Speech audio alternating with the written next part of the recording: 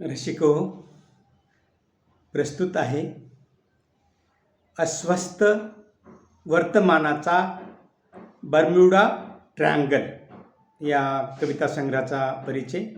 कवी आहेत संजय घाडगे. संजय घाडगे यांचा अस्वस्थ वर्तमानाचा बर्म्युडा ट्रायंगल कविता संग्रह नावातच गूढ वलय निर्माण करतो. बर्म्युडा ट्रायंगल हा समुद्र प्रदेश जहाजांना गिळंकृत करतो, जशी आपली समाज व्यवस्था गोरगरिबांचे आयुष्य. हाच केंद्रबिंदू या संग्रहातील कवितांचा विषय आहे. संजय घाडगे यांचे आतापर्यंत 5 कविता संग्रह प्रसिद्ध झालेले असून विद्रोह हा त्यांच्या एकूणच कवितेचा स्थायी भाव आहे. कवी आणि कविता हे नातं नसतंच, ते एकमेकात भिनून गेलेल्या देहात प्राण ओतणाऱ्या एक जीव नसा असतात. म्हणून तर कवितेवर कविता न लिहिणारा, तिच्याशी हितगुज न करणारा कवी शोधूनही सापडणार नाही. संजय घाडगे यांच्या कविता पहा. अक्षरांचा गाव, शब्द माझा देव, काळजाचा ठाव अहोरात्र. बाळाच्या गालावरील तीट असते कविता, विठोबाच्या पायाखालची वीट असते कविता.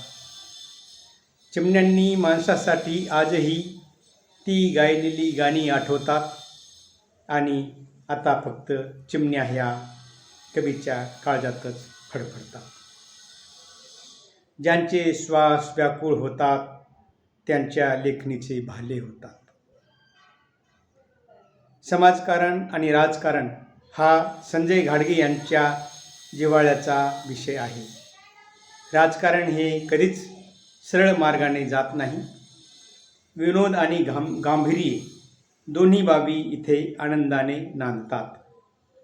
कवीने राजकारणाची उडवलेली खिल्ली वाचकांना गुदगुल्या करते. आडानी माझी माय बोलू लागली की भल्या भल्यांची टरकते माय. दुरुडीला ग्रामपंचायत, काटवटीला विधानसभा आणि तव्याला लोकसभा म्हणते. प्रास्तावनेत प्राध्यापक डॉक्टर अनंत राऊत म्हणतात, अस्वस्थ वर्तमानाचा बर्म्युडा ट्रायंगल या संग्रहातील कविता ही विद्रोही वनवा आणि कारुण्याने ओथंबलेली हळव्या शब्दांची घनव्याकुळ काव्यसंपदा अस्वस्थ वर्तमानाचा दंभस्फोट करते. कवी संजय घाडगे यांची कविता काव्यलेखन क्षेत्रात लक्षणीय आहे. त्यांची तळस्तर केंद्री जीवनदृष्टी मी महत्त्वाची मानतो. या कवितेचे हे अगदी योग्य विश्लेषण आहे. कवी रोखठोकपणे राजकारणावर भाष्य करताना म्हणतात, आज कोणी कोणासाठी इथे अश्वे ढाळत नाही, करतात राजकारण माणसे शहीदांच्या मरणावर. राजकारणी भाषणात लोकशाहीचा उदो करतात, पण व्यवहारात मात्र अगदी उलट वागतात. हे चित्र आता लपून राहिलेले नाही. लोकशाहीला गाडून ठोकशाही जन्माला येईल, आणि पुन्हा गुलामांचं राज्य, गुलामांचा प्रदेश, एक गुलामांचा राजा शिरावर असेल. राजकारणाचा संदर्भ आईशी जोडला की त्याला भावनिक पातळीवर नेणे सहज साध्य होते. संजय घाडगे यांनी हे दाखवून दिले आहे. उघड्या डोळ्यांनी भडकलेल्या ज्वाळा पाहताना हंबरडा फोडून रडत असते माय. ऊर वडवून लोकशाहीच्या नावानं तिचा आक्रोश विरून जातो असं म्हणतात. जाती धर्माच्या नावावर लोकांना चिथावणी देऊन राज्य काबीज करता येते, हे राजकारणी जाणून आहेत. म्हणूनच देश तसा वेश या पातळीवर ते वर्तन करीत असतात. पण जनता देखील आता भोळी राहिलेली नाही.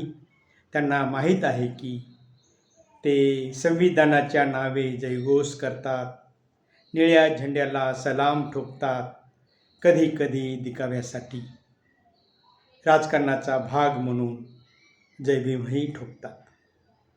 कवी संजय घाडगे संग्रहाच्या आत्मकथनात म्हणतात, अराजकता रस्तोरस्ती गल्लोगल्ली माजली आहे आणि बर्म्युडा ट्रँगल आ वासून उभा आहे.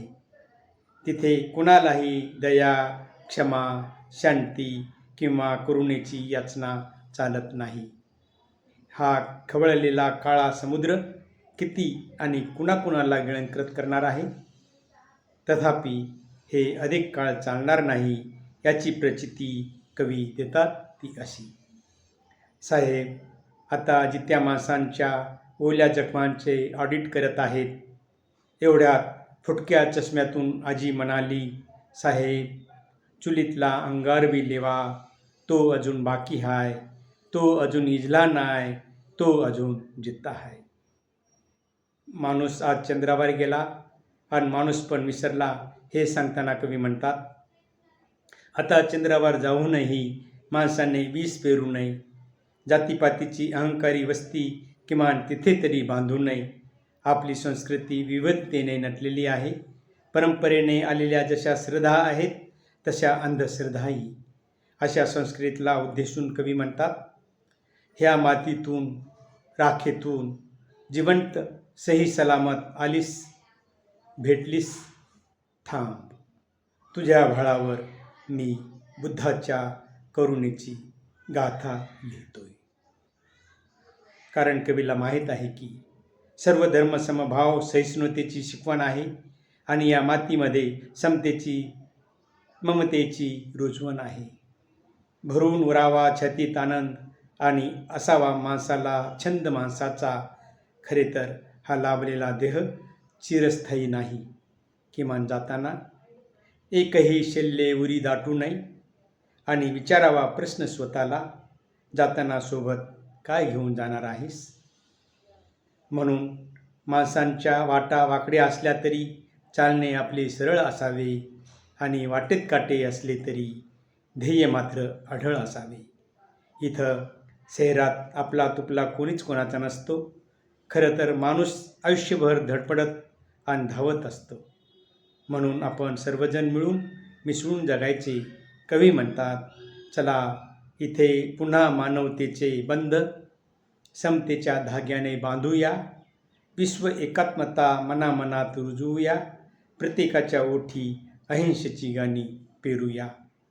मलपृष्ठावरील मजकुरात प्राध्यापक डॉक्टर प्रल्हाद जी डोलेकर म्हणतात, वर्तमानावर केवळ भाष्य करून ही कविता थांबत नाही, तर भविष्याच्या निर्माणाचा सुंदर मूल्य आलेख यातून आकाराला आला आहे.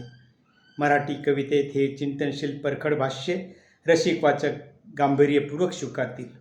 तेव्हा ही कविता मराठी कवितेत अत्यंत महत्त्वाची कविता म्हणून कवितेच्या इतिहासात नोंद घेणे अटळ आहे.